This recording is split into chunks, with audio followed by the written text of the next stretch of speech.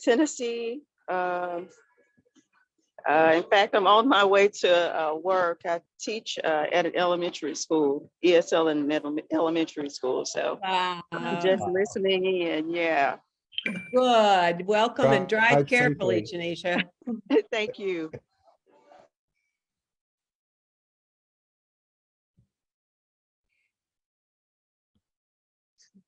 Okay, we're live streaming now. Welcome, everyone. I'm Liz England, the founder of the Teachers of English to Speakers of Other Languages International Association Career Path Development Professional Learning Network. We like to call ourselves TESOL CPD PLN, and that's the longest name of any group within TESOL. Welcome, everyone. I'm so happy to have you here today. We're thrilled to have two of our Climb program, mentorship program participants, Klara and Marquita, here today.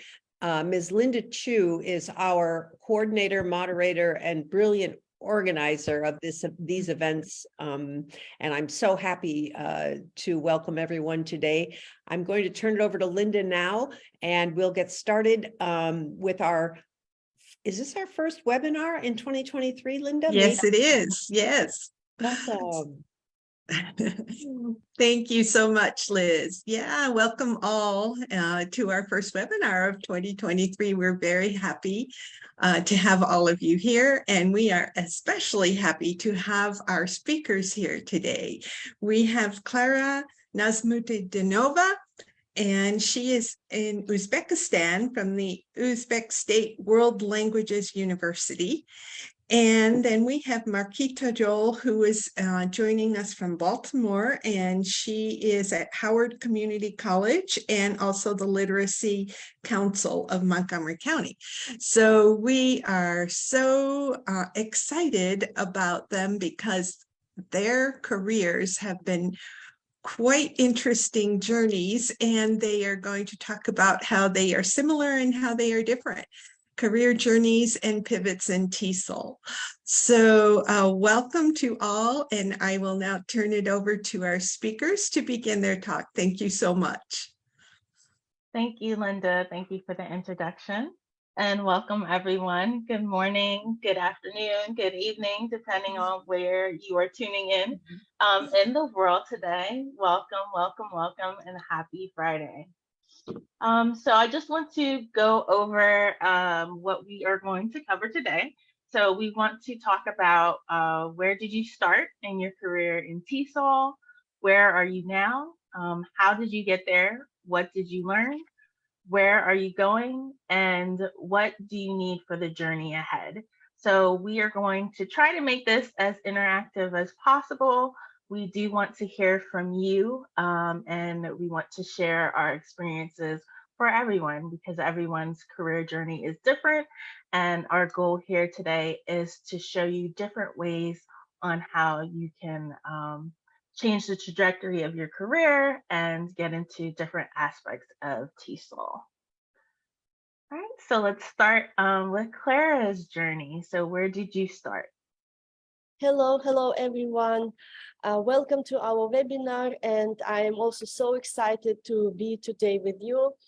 And thank you for giving me the floor. So I would like to start my story from telling you some ideas, to give you some ideas about the context I'm coming from.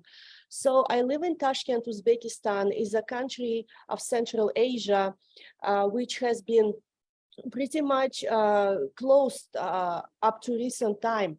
So, and till 2000, mostly only grammar translation method was used in our country to teach foreign languages and to teach English language. So, but I was so lucky when I entered Uzbek State World Languages University.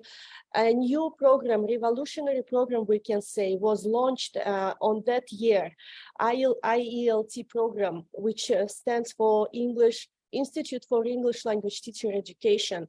So I was so happy, so lucky to be a student in this program and then to start working there as a young novice teacher.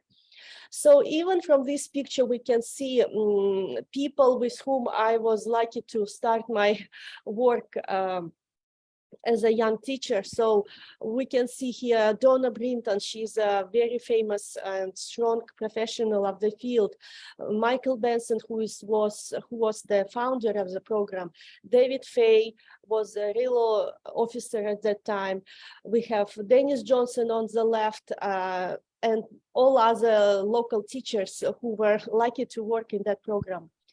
So as a young teacher, I started in this environment and personal contact with so many professionals just inspired me so much that I could never stop. Up to now, I cannot stop and try to develop in my field. So my story will be the story of the people with whom I have been working with during so many years. Thank you. All right. Thank you, Klara. So where did I start? My journey starts back in 2005 in Beijing, China. So I actually started volunteering for 6 weeks in Beijing. And it was through a program, an organization that no longer exists, but Educational Services International. And it was their total English immersion program.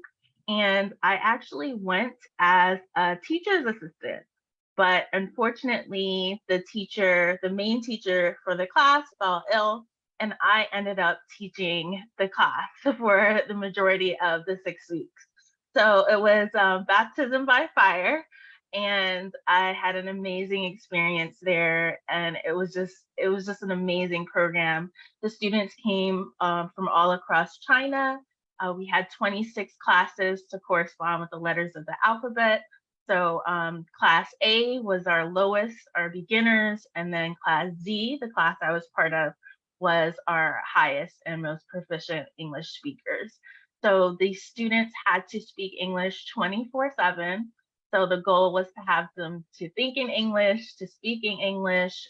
We also had different workshops as well during the middle of the day. So we pretty much were up from 6 a.m. to about 9 p.m. at night. So that was the program for 6 weeks. And it was very intense, and many of the students did not know how they sounded speaking Chinese until about the last week of the program. So it was an amazing experience. It gave me the passion that I needed to really begin in the field, and that's how I got started in the field. All right, so we want to turn it over to the floor. So where did you start in your career personally? So if you're listening in and can't speak, you can write in the chat about where you began in TESOL, or if you want to raise your hand or jump in, we'd love to hear a little bit about how you started your career in TESOL. Okay, is it Abir? Yes. Hello, everyone. So my name is Abir. Thank you, hi, Liz. I'm based in Alexandria, Egypt, but I am originally from Indiana in the States. And my career did not start as a teacher. At first I started as in an admin work, but when I started teaching, I think my head start was a local teacher training course in Alexandria, given by a great lady who has passed away a few years ago. And it looked like SALTA back then, but I mean, no one knew about SALTA at that time. And I think this is when we learned all about teaching English to students whose English is not their first language. And from there, I moved to my master's at the American University in Cairo.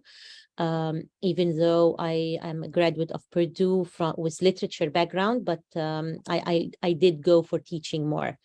My story with TESOL is I've been a member for a very long time, but I've recently started becoming more active. So I'm really into teacher training now, with more background in tutoring in SALTA courses, and training local teachers here in Alexandria. So this is where it started. Okay. Great. Thank you so much for sharing, Abir. Thank you. Would anyone else like to share how they began their journey?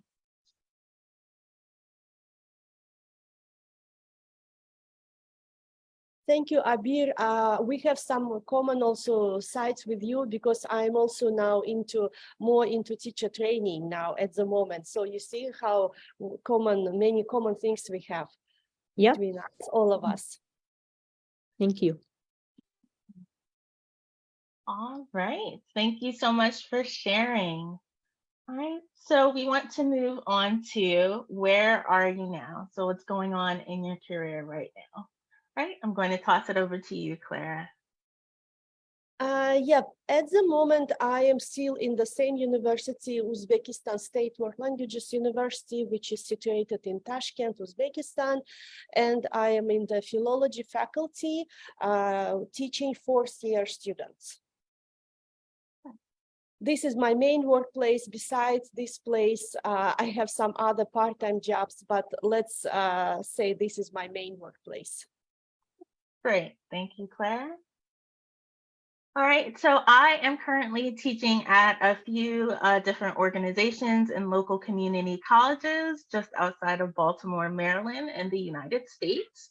I actually started teaching full-time just recently. So as of August, I left my corporate gig with IKEA of 6 years and moved into teaching English as a second language to students locally here. So my focus is on adult English language learners who are just coming to the country or who have been in the United States for a while and want to improve their English. Right, so where are you now? So where is your current place in your career? What are you doing right now in your career in TESOL?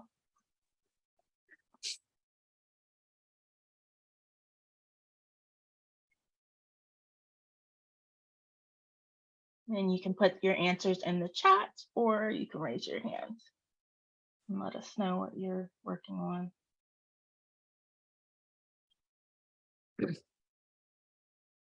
Shall I go ahead? Yes, you can go ahead. Okay. So I am currently the Director of Studies at Forest University in Alexandria, which is the only private university in Alexandria. And I have like around 48 teachers who are teaching, they are all teaching general English courses to undergraduate students. So basically, my work has an admin part and has also an academic one. At the same time, I do teacher training, as I said earlier, CELTA courses or local teacher training courses to teachers in Egypt, besides doing some consultancy to anyone who seeks any. I started writing.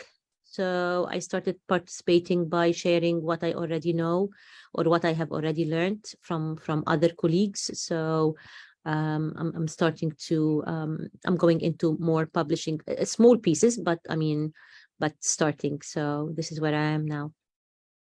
Great. Thank you so much for sharing, Abir. And it looks like in the chat, let's see, we have Lynn, who teaches EAP and Humanities at the University of Florida in Gainesville. And then we have Kanat, who is a student, master's in English of Literature. All right, thank you for sharing where you are in your journey. And then it looks like Liz, who is semi-retired, select projects, mostly service projects. And let's see who else. All right, great. Thank you so much for sharing.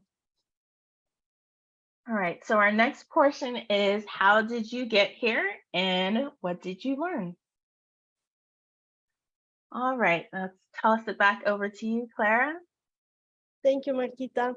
So as I mentioned previously, I come from a country where English is taught as a foreign language, and we we do not really have environment to practice and to speak English language.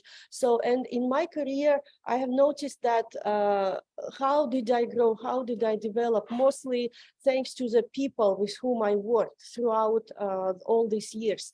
And I'm so lucky to have had so many strong professionals on my way who helped me to grow, who taught me many things. Now on these pictures, you can see Svetlana Khan on the right. She is like my mentor, I can say also.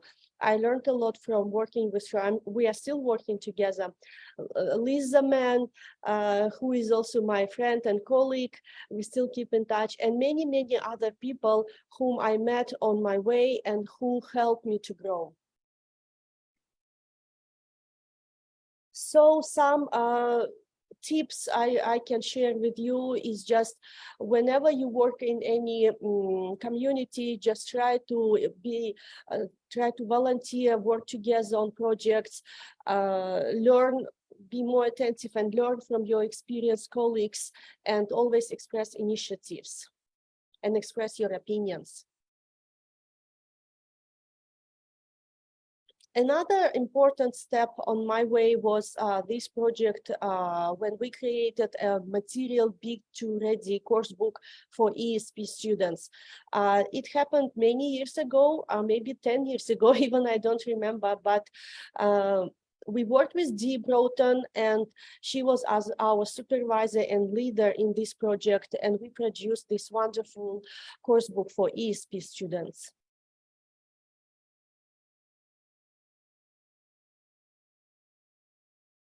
Yes, always on your career way, always try to explore new ideas and don't be afraid to ask for help if you have any difficulties. Working on that project of creating B2 Ready book was not easy for me.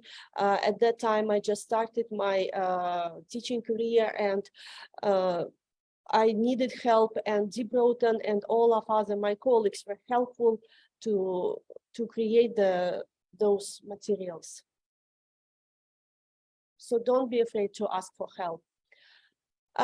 This is now on the screen. You can see another project with whom another supervisor, our leader, Gina Bennett, with whom I also used to work on a project of research writing. So that was a big 2 years, as far as I remember, 2 years project when we went through all the necessary stages, and we learned how to create scientific papers, academic papers in TESOL field, and how to conduct research in TESOL field, and how to publish articles in peer-reviewed journals.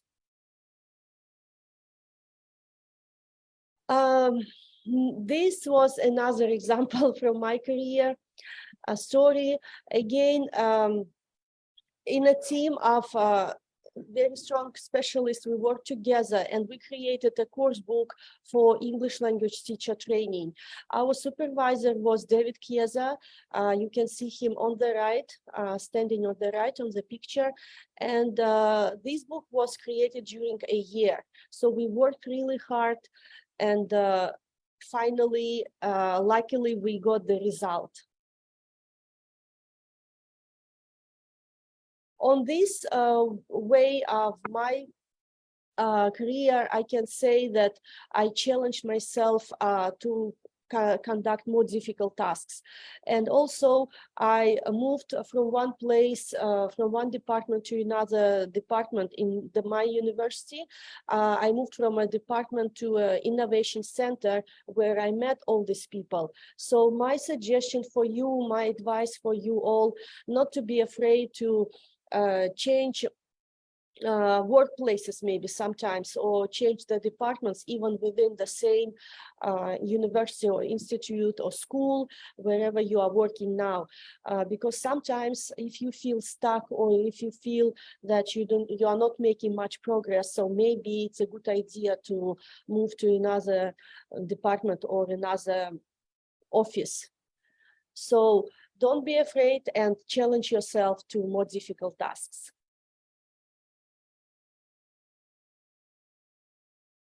Yes, now on the screen you can see one more big step on my career. It was an ESN project, English Speaking Nation project. That was a huge 3-year national level program supported by the Uzbek government, and it aimed at developing school teachers' English language level.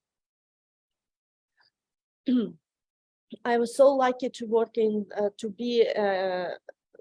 to participate in that project.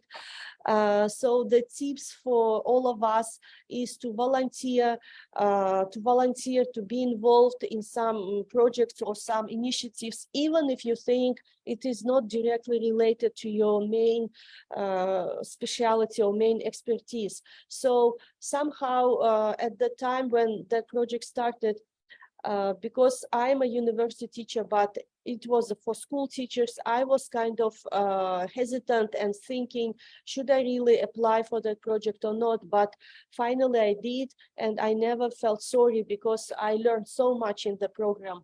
I developed my skills. I worked with so many excellent TESOL trainers.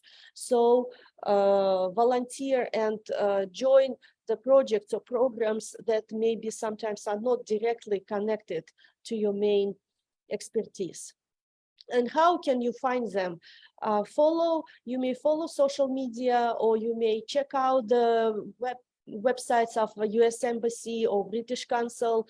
So they usually propose and announce many different projects and many different initiatives. So always volunteer and join them. All right, thank you so much, Klara. So my journey began in undergrad at the University of Miami in Coral Gables, Florida. I did a double major in communication, journalism, and English creative writing. So my goal was to get out of undergrad as quickly as possible. So I actually finished my degree in 3.5 years. I was determined not to become a super senior and be there for 5 or 6 years. Even though I decided that journalism kind of wasn't my thing, I still was passionate about communication and creative writing. So my first job out of undergrad was back at my high school, so where my roots began. So I actually got involved with English and teaching in high school. I used to work for the Writing Academy there as one of the students, and we would deal with all of our students across the spectrum, from English as a second language all the way up to students studying the International Baccalaureate program and advanced placement programs as well. So I went back to my high school and had my undergraduate degree and continued to work with some of the same students I had worked with before. So some tips. So unlike an article I just read, because they said English was a waste, this is kind of a wasted degree, but I would highly disagree. I would say English has actually been one of the most useful degrees that I've had, along with communication. It has been the most versatile. So it didn't matter what job I have applied for or worked in, communication is key. So if you don't know how to communicate either verbally or written, that can be a major deal, especially we're living in the info technology age nowadays. So I've actually found that being as general as it was, it actually helped me get my foot in the door for a lot of places.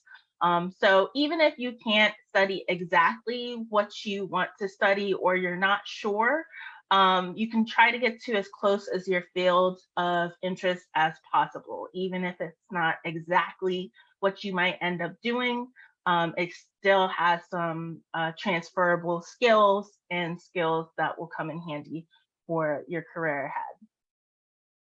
So after my experience working at my high school, I actually went into corporate America. So I actually utilized my skills that I developed in China to acquire a position in customer service in corporate America, doing technical skills as well as soft skills and customer service skills and workforce training.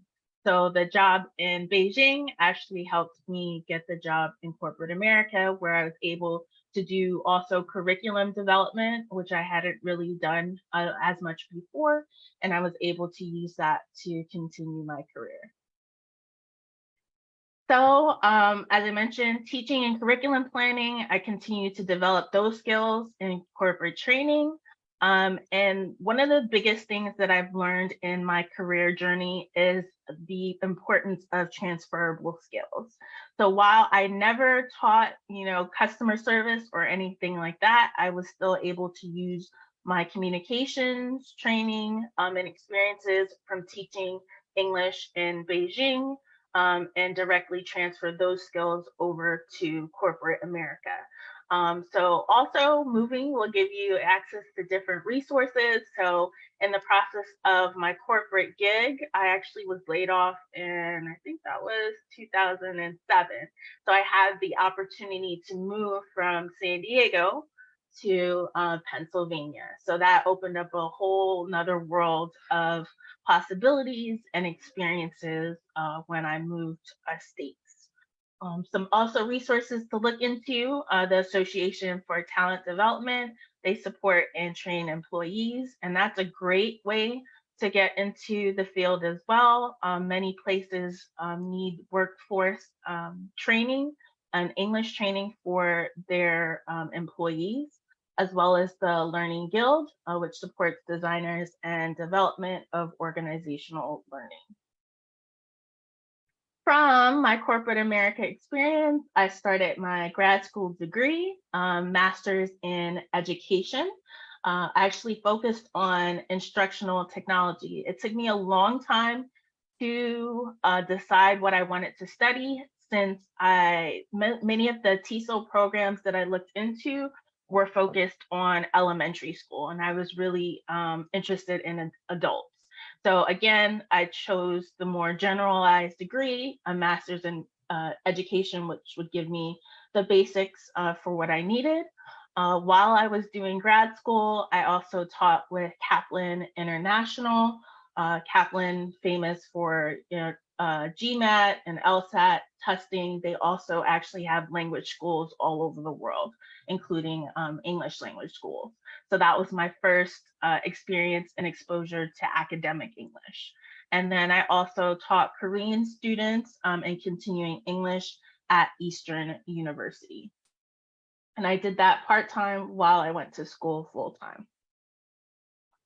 So again, regardless of what you're studying or where you are working, ensure that you're remaining connected to the industry. So even though I was in corporate America, I made an effort to make sure I was always teaching part-time. I was always tied to the industry somehow. So as I mentioned, I taught part-time in addition to going to grad school and working some other jobs, even if it was one class, because that makes a difference. Ultimately, what people are looking for is your experience. It doesn't necessarily mean a full-time experience. And don't minimize positions that are not directly a teaching role, like Klara had mentioned earlier. It's very important, as you can see from my variety of experiences, I was able to use all of my experiences, use transferable skills from those experiences. Another possible resource is looking into local literacy organizations, continuing education programs at colleges and universities. Many of these institutions have volunteer opportunities.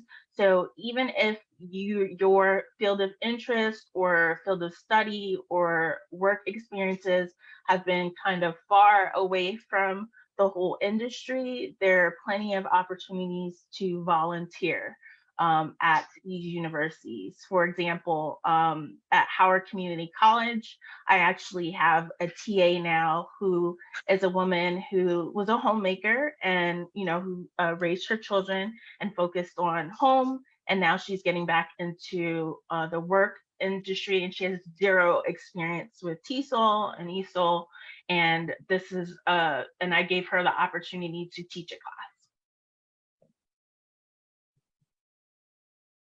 All right, So from grad school, I went back to work full-time in corporate America, actually at a call center, something I said I would never do again, but there I ended up going there again. And at this time, I actually moved to Maryland. So I worked my way up and actually became a supervisor, and I was able to land that position because of my experiences in teaching. So my experiences in dealing with difficult students and mentoring students and coaching students directly applied to me being able to get a position as a team leader at IKEA. Right, never say never in the chat. So again, I landed that supervisory position from my transferable skills. And although most TESOL programs did not focus on adult learners, I opted for instructional technology, and through that, I was able to focus on adult learners. Something to look into as well, check to see if your job gives tuition reimbursement for taking coursework. So at IKEA, they actually did give tuition reimbursement. It was only about $2,500, but that covered a class and a half, which can be pretty expensive in higher ed. Some companies can give you up to as much as $7,500 toward your coursework. So something to really consider in order to further your career. Also, study open jobs and job descriptions so you can develop those transferable skills. So right now I work for a variety of organizations and colleges, so I was not able to locate a full-time job in TESOL and ESOL, so I opted to take a few part-time jobs. So I've been working for Hartford Community College, Howard Community College, the Literacy Council of Montgomery County, more recently, Prince George's Community College, and CCBC. So very wide variety of programs, but the advantage to that is that I'm learning how different organizations and programs use their funding and grant money to, further TESOL and ESOL. So again, find part-time gigs where you can potentially add more hours. So for example, I started to transition full-time into teaching English because this past summer, I was actually able to land a part-time gig with the Literacy Council of Montgomery County. So it actually started as an entrepreneurship class that we developed the curriculum for students who are proficient in English language learning, but needed a slower pace than maybe a normal class. So from there, I was actually able to get involved in their ESL program, as well as their adult basic education program. So you never know, you might start one place with an organization and end up in where you actually have the most passion, or maybe something completely different. So in my case, I found multiple part-time jobs since I cannot find a full-time job, and I always expressed interest in doing more. So me expressing interest past the entrepreneurship program afforded me the opportunity to finally get more into workforce development, which I have a passion for English language learners. Some other tips: get connected to your local TESOL organizations. This past year was the first year I actually got connected, and it has been an amazing experience for a number of reasons. Set up informational interviews. So maybe you're not sure if you want to go in a particular career path. You can always set up meet and greets, coffee hours via Zoom or in person with those who are heavy hitters in the industry. Attend conferences and workshops to connect with those in the industry, even if it's not directly related. So I've definitely attended workshops that were specifically for public school focus, but I was able to learn about overall the education department's initiatives for all English language learners across the state and the training that they're providing for teachers of English. Also offer to do a workshop or training and submit proposal. All right, so one of the highlights of this past year has been being able to be part of the CLIMB program. We actually got to work with Dr. Liz England, who was our mentor, and that was how I was able to meet Klara all the way across the world. Even though we had never met before, our careers actually started kind of around the same time and took completely different paths, but we've been able to learn a lot from one another and a lot from our mentor as well. All right, so just a little bit about CLIMB. It is a program part of CPD PLN, TESOL Career Path Development Professional Learning Network. So it connects mentees all around the world with mentors from all around the world. So there's some links to the program information, and I'm actually going to toss it over to Klara so that she can share how CLIMB has helped her with the next steps in our journey. Yes, thank you, Marquita. Well, CLIMB program was so interesting also on my career journey, because when I saw the call for application, I immediately applied, because I realized that it can be so much helpful in my professional development. And Liz England is our mentor in this program. Besides this, she was also my TESOL trainer in the ESN project a year ago. Yes, so the CLIMB program helps me to stay in touch with the professionals of the field. One of the objectives of the program is also to involve mentees into cooperation and involve them to various projects and research activities and many other initiatives. So definitely when I saw the call for application, I immediately applied, and I never regretted that I did it because it helps me so much, and our mentor Liz England always supports us and guides us and gives advice and suggestions. So I know how much it is useful for me, so I also encourage all of you to apply to this program. All right, thank you, Klara. So I actually found out about the program through kind of serendipity. I saw Dr. Liz England on a workshop. I think it was like a Super Saturday workshop that I happened to join. And I found the workshop through LinkedIn, through Maryland TESOL, and Dr. Liz England happened to be on that same call. And what I recall is that I don't even think she was supposed to be on the call, but she just happened to be there. It's true. Yes. So she shared about her organization, and that's how I found out about the organization and CLIMB. Dr. England has been great in encouraging me to move toward teaching full time, and just has a wealth of experiences over the years, and also encouraged us to submit this proposal for this webinar. So I want to interrupt, Marquita. We have other CLIMB mentors on this call. I just want to make sure people don't think it's just me. I mean, I am so thrilled to have a chance to shout out Linda Chu. Do we have other mentors on this call? I don't know who's on the call. I should look. We have mentors in the CLIMB program. Linda's one, and there may be others. Anyway, thank you, Marquita. You're welcome. Sorry.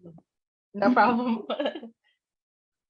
All right, so our next portion is where are you going? So talking about the future. So where are you going in your career? What are you looking forward to? What are your plans in the near future?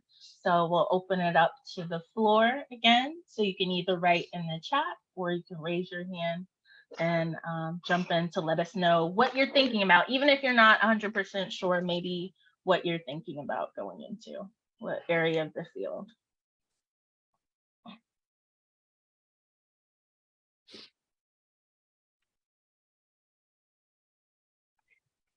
Since we're a small group, if you want to talk it, you don't have to write it. You can talk it, or put it in the chat box, or you can say it.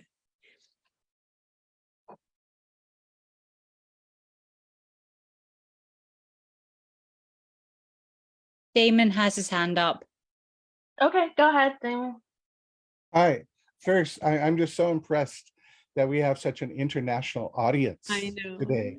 I mean, it's so exciting that we can actually talk about the international situation in very real terms. And I think when you think about the future, I've recently gotten into this whole red ocean, blue ocean study. Red ocean is where everybody is and where there's the highest amount of competition, all for the same thing, going for the same audience, the same whatever.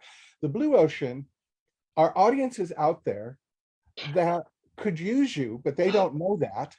And you have to somehow repackage or reach out to them in a new way. And one example of that is, just a couple of quick examples, is somebody said that what they're going to do, the blue ocean for them, is to reach out to senior citizens. And that there's this whole neurological thing now that learning new languages or focusing on language helps the brain. So people who are afraid of getting Alzheimer's or dementia or anything else, working with language is really a good way to help them.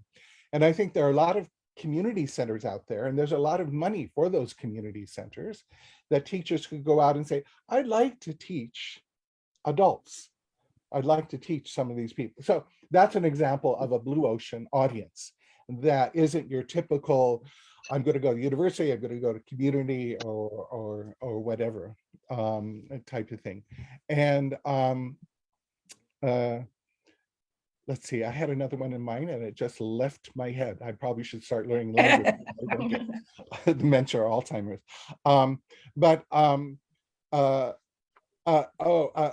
Another thing too is to, because you're an international audience, look at both US Embassy and British Embassy for opportunities, but those aren't the only opportunities for you for funding and things. The UN has an office of teaching English as a second language. Reach out to them, see if they have any money or any way that you can work with them. Publishers and other things.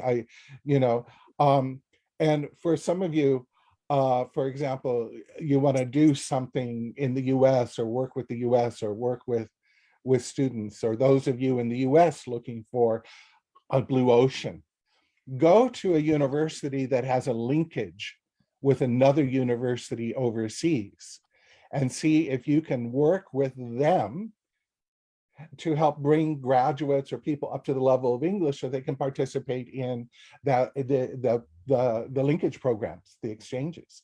I mean, that's just another blue ocean type of thing to think about. We have to be a little creative. Don't always look in the same direction at the same thing. So that's all I want to say about where are you going. Get creative. Get creative. I like that Marquita is creative. She's reaching out to here, she's reaching out to there. Eventually, it'll all come together to something, But anyway, just my thoughts. Thank you so much, Darren. All right, anyone else would like to share about what they're thinking about going into or exploring? Can I share just a little bit? I'm actually still in my undergraduate for TESOL. Yay! So I haven't actually gotten out in the world. The most experience I have is tutoring the international students on the campus I have. So right now I'm job searching, and I've been rejected already, which is okay. But I am just really excited to see where I end up. And so I've been looking at all different kinds of jobs. And so this has been very helpful for me to kind of think about where I can go. That's all I have. All right. Well, thank you so much, Katie. Definitely connect with me and Klara and everyone on this call on LinkedIn. We can help throw some ideas out to you about where to look. All right. Anyone else? All right. Thank you so much for sharing. Did you have something, Liz? Yeah, I was just quickly going to type it out. I'll say it quick. There's a woman called Sharon Jaden Glass in TESOL, and she runs a webinar series in which I've presented in the past, and it's on instructional design, which is another whole, it's a little different. Damon gave us a fabulous listing that Marquita started it and Klara started it, but we have so many possible options. Sharon's thing is instructional design. How can you make money using tools, the skills, knowledge you have in instructional design for other fields? And Dieter Brun is a graduate. Linda may remember him from Eastern Michigan, where he was our Linda's colleague in our program at Eastern Michigan University. Dieter has a company in Denver, and he's done all kinds of very successful work getting contracts from barbers in Thailand who need to get us international certificates. There's so many tourists in Bangkok. How do you get an international credential? And they hire English teachers to do it. I could talk all day. Those are examples quickly of other instructional design. TESOL people don't realize it, but they know how to take a problem apart and teach somebody to do part by part in a sequence of steps. And not everybody knows how to do that. Thank you for listening. No problem. Thank you. All right, so I'm going to just skip ahead a little bit because we're running out of time. But a couple of other things that we were able to do as part of the CLIMB project, Klara and myself have been looking into PhD programs. So we actually spent a few weeks during the summer looking up the different concentration in the linguistic areas of specialization, different specializations they have in TESOL at different universities. And we did this whole entire Google spreadsheet that's out in public, available for everyone.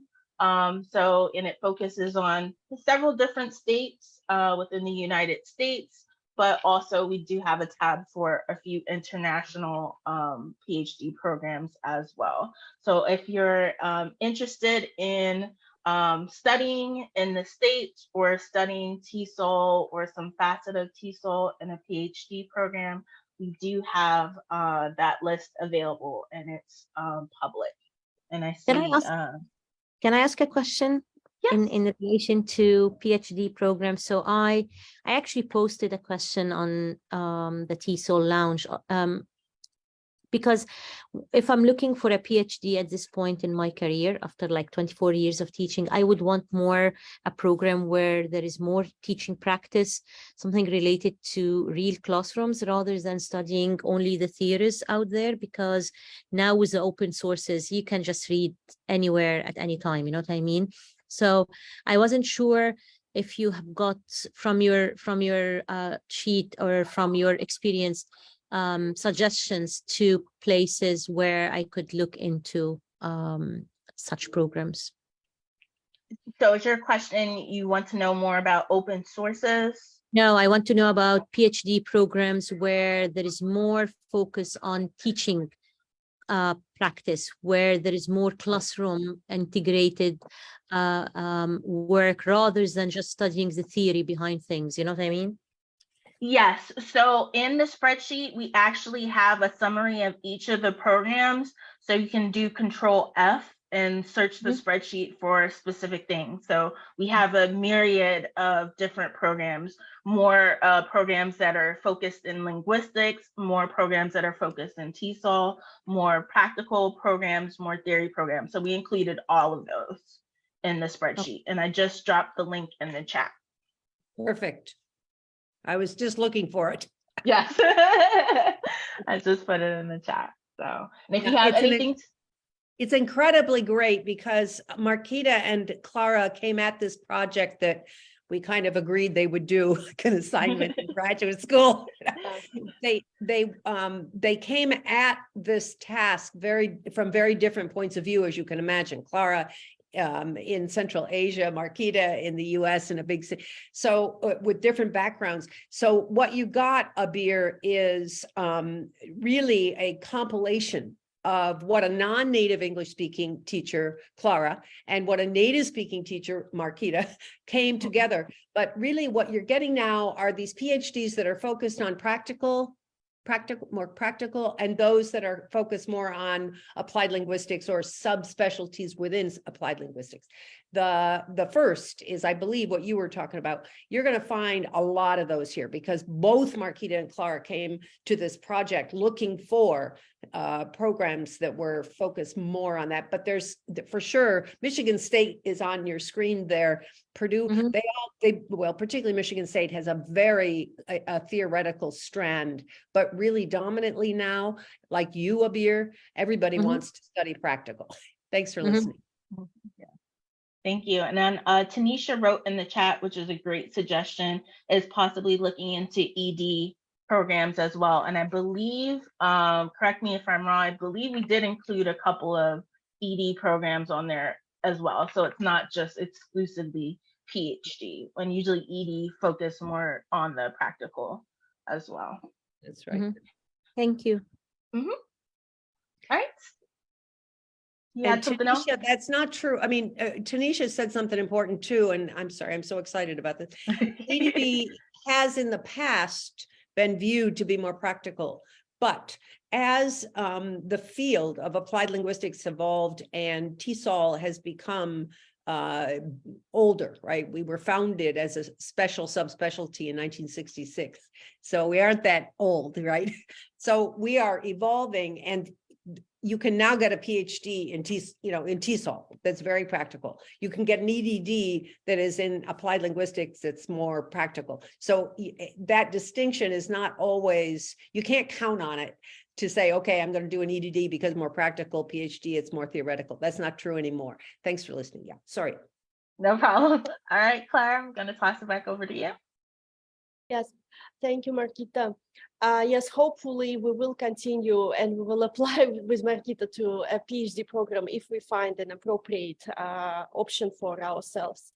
Yes, so in my, now after the CLIMB program, yes, we are going to future, and the CLIMB program has impacted me so much that I realized that I am directly connected to the world. The world is out there, but I can join it right here, right now directly. So I got inspired so much after the CLIMB program, and I then applied to become a member in the MPC, Membership Professional Council of the TESOL organization. So it is a volunteering job also, but why I did apply, because it gives me a chance to get on a higher level of kind of organizational or management kind of stuff, activity, not only teaching, but now I'm looking at some opportunities to be involved as a leader,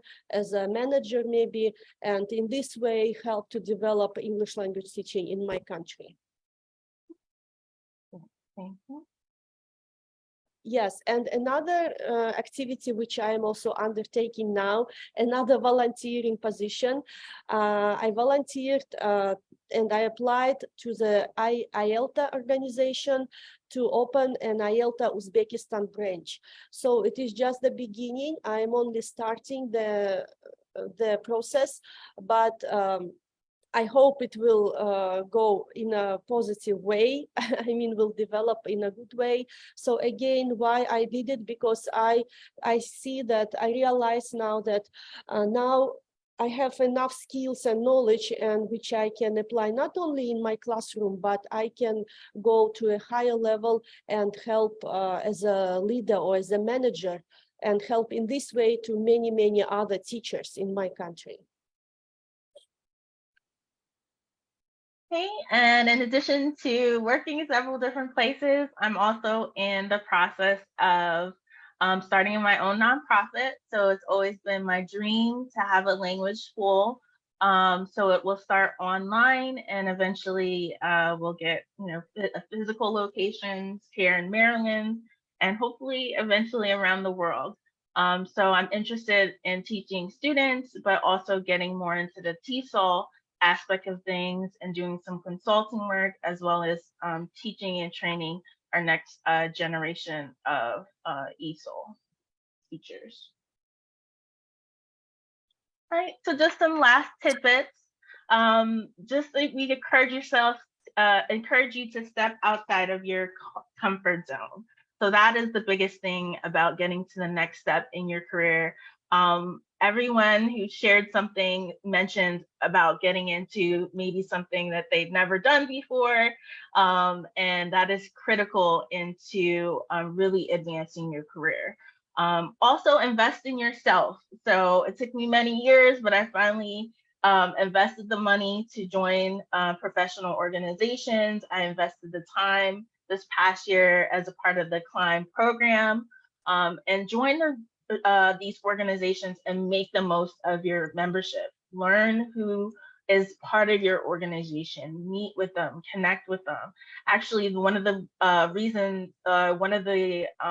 highlights in joining Maryland TESOL is one of the members actually ended up interviewing me for the job at Howard Community College. So you never know who you're gonna run into, and it's a big field, but it's a little field at the same time. So don't burn your bridges. Also volunteer, and then try something new. Like this past year, I've done entrepreneurship class, got into some adult basic education classes, and all of them are connected back to the field. So we encourage you just to try something new, maybe something that you have no idea how it's going to connect later. But again, those transferable skills are golden. You will have no idea how some of those skills you will develop from things that seemingly are unrelated to what you really want to do, actually get your foot in the door into certain areas. All right, so staying in touch. Here's our contact information, and then we're going to open up the floor for questions or comments or any other tidbits of information that you want to add in. Hi, Marquita and Klara. Thank you so much. Wow, this has been fantastic with all of your great tips. I just wanted to chime in and say what resonated with me was the idea that you never know in your background who or what is going to be helpful, and almost all of the time there is a connection somewhere.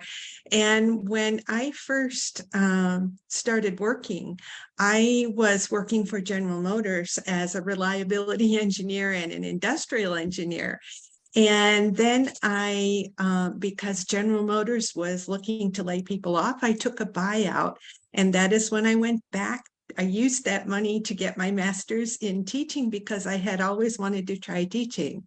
And so I went to Eastern Michigan University, where I met my wonderful instructor, Dr. Liz England, and launched my career from there. And then now I told you I am semi-retired and just finished a project with Russian teachers.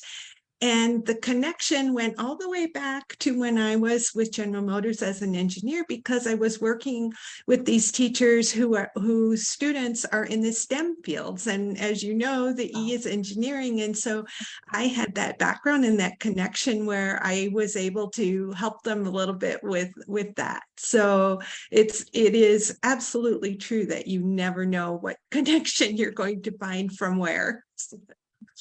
Fantastic. Yeah. Thank you. Okay. Does anyone else have anything to add or question? I know Wei Yu Chang is the moderator of our Climb program, of which this presentation is a wonderful example of just rock stars.